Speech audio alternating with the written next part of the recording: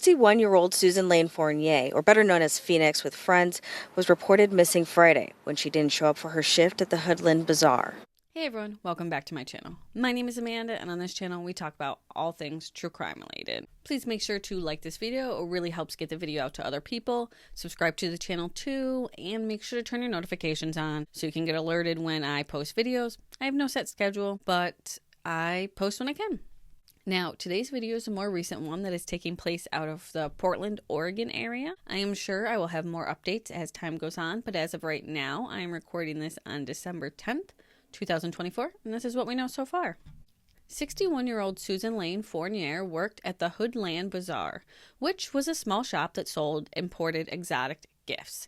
The owner of the store would report her missing on November 22nd, 2024, after she failed to show up to open the store.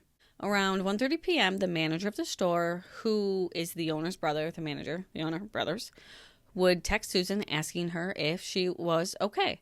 She had worked at the store for nearly 2 years at this point and would normally be very responsible telling them when she was going to be late or if she wasn't going to be at work.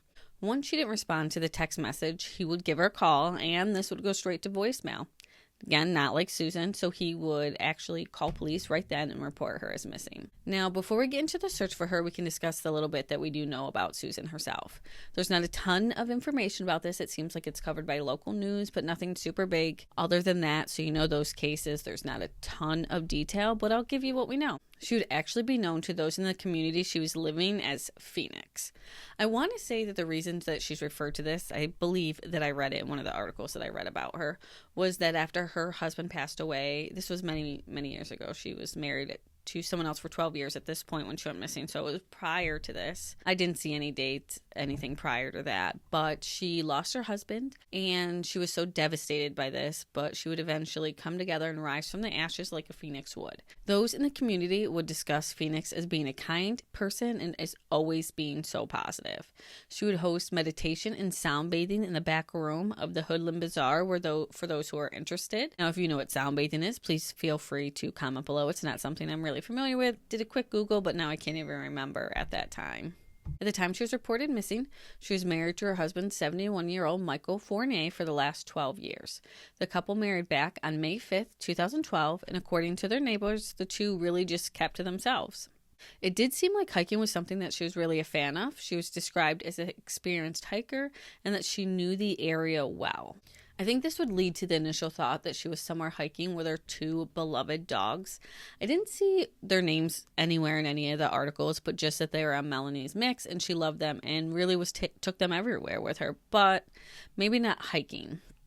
Articles indicated that police would search her home after she was reported missing. However, they did not see her or find any indication that something was off. The manager, or the owner, I can't really remember now, would do an interview with a local news station saying that recently Phoenix told him that she was going through some personal things, but the two really did not get into what these personal things were. He does know that she was worried about her safety and the safety of her two dogs, so much so that she would bring them to work with her so she knew that they were safe. Now, I do want to say that I saw this reported in two different ways. I did see that she would bring them to work with her so they were safe, or that she would bring them to work with her so she was safe. Either way, she was worried about the safety of her and her dogs. But now we can go through the timeline of events following the day that she was reported missing, which, like I said, was November 22nd.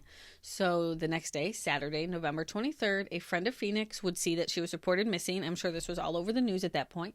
So she would report to police that she saw Phoenix 1992 white Ford F-250 the day before up at a hiking trail in the Mount Hood National Forest. Police were able to locate her truck right where her friend said it was. This would start a multi-day search and rescue operation with investigators, canines, and volunteers that would search along the East Salmon River area. The search would continue into Tuesday, November 26th, when officials would end up suspending the 4-day search due to the low temperatures and the slim chance of survival in the wilderness due to those low temperatures. From what I was able to understand, it was about 30 degrees in the middle of the night, and night after night, this was 4 nights later, they do not believe that the survival was very high. One of Susan's sons would say that even though her truck was found in the Mount Hood area, he doesn't believe that she went hiking. He would go on to say that Susan was part of a search and rescue team while she was living out in California at some point in her earlier life. saying that she would definitely let somebody know when she was going hiking before she went. Now, just because the official search was suspended doesn't mean that those close to Phoenix would stop searching. And it was about 8:30 in the morning when deputies would be notified of a report of a deceased person found just a few hundred yards away from Phoenix home on November 29th. Police would arrive to the area and find what appeared to be Phoenix laying under a tarp that was found by a family friend. The friend would say that they were meeting up to go search for Susan in a search party, and while getting ready to go out, they thought the tarp was just some trash that was on the ground. He went over to pick up the tarp, and that's when he saw boots that would lead to a leg, and this called him to obviously realize that he should go call police. The person would be identified as Susan Lane-Fournier, and her death would officially be ruled a homicide.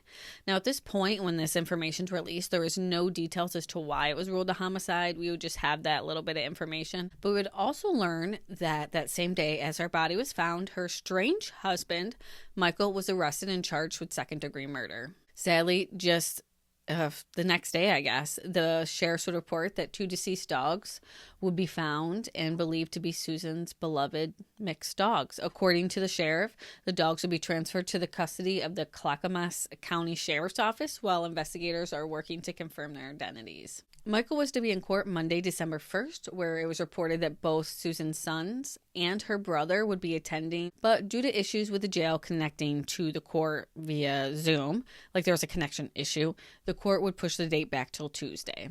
Unfortunately, there would still be those same issues when the court was trying to connect to Zoom, so the judge would have to go to the jail itself for Michael's arraignment, where it was reported that Michael pled not guilty. Sadly, since it was inside the jail, none of Susan's friends or family were able to attend. The case would be presented to a grand jury, and then on Monday, December 9th, we would learn that Michael was back in court and he was indicted on second-degree murder charges and unlawful use of a weapon with a firearm charge, which would kind of give some indication of how maybe Suzanne was killed.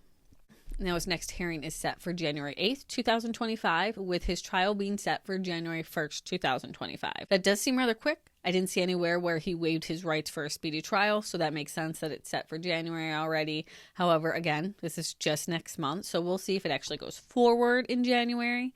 It may get pushed back at that January 8th hearing. We'll have to see. Now, as I said before, Susan is leaving behind 2 sons. I cannot imagine.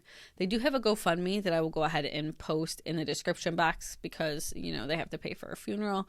They were not obviously prepared for this, and I'm sure there's a mortgage and all this other financial stuff that has to happen. So I'll go ahead and post that in the description box of either this video or the audio if you're listening on audio.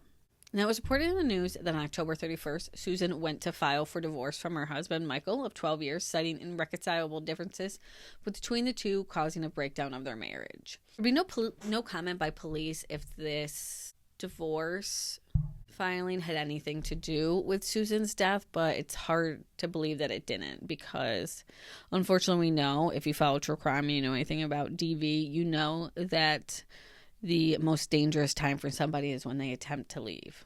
The sheriff's office said that this case remains an open and active investigation, and he asked that anyone who saw Michael in the days leading up to Susan's disappearance to contact authorities at 503-723-4949. Or there's also an online form that I will go ahead and put in the description box. Just make sure you use the reference number that I'll put after it. But really, that's all that we know so far in this case. I can go ahead and bring you more updates as they come out through the courts, as there's hopefully some justice for Susan at some point. Please make sure to like this video, subscribe to the channel, share with your friends who like true crime.